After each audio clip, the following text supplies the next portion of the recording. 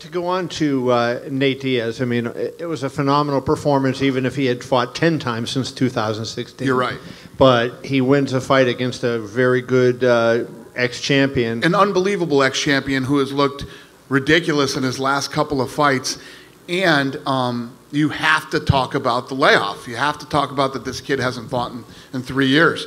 And he looked a little rough in the first round. Looked like he gassed out at the end of the first round too, and then completely changed his game plan and started to fight his fight. And then once he got there, he basically did what he wanted against one of the top 10 guys in the world after a 3-year layoff. Pretty damn impressive. When you think that Nate, his 2 fights against Conor were among your biggest pay-per-view ever, and you heard this crowd tonight, it seemed like he was the main event. They were Diaz all night. Do you think that we have another, Rousey, McGregor level star with Nate Diaz, given the way people are reacting to him now? Yeah, it's pretty tough to deny. Yeah. He's a needle mover now. Can you put your finger on what it is that moves the needle? Like, what do you think it is that people see in him that they? Well, I think it's stuff like I did the fighter meeting, and I specifically told him not to swear on ESPN.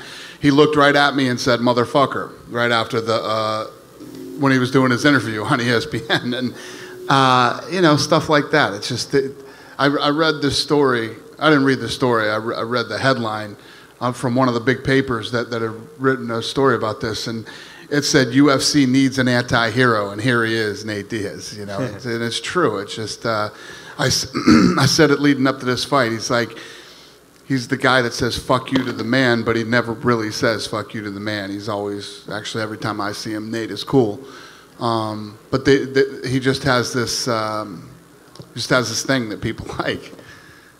And I have two other questions for you. Number one, do you like the Masvidal fight that he mentioned? And number two, I saw he went over to Colby, and you had talked to Colby beforehand. Did you warn Colby not to get into it with Nate? No, what happened was everybody in that section was fighting with Colby.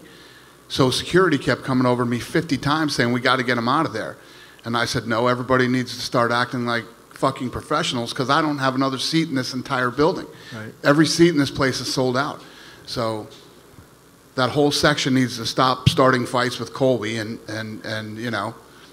right when I got there too, Masvidal was working his way down the line, and Holloway had moved out of his seat so Masvidal could come into his seat. That fucking game that you play in kindergarten was going on over there when I went over there. So I asked those guys, listen to me, we got a big night going on here, we got a big fight. I don't need a fight breaking out over here with you knuckleheads. Stop it.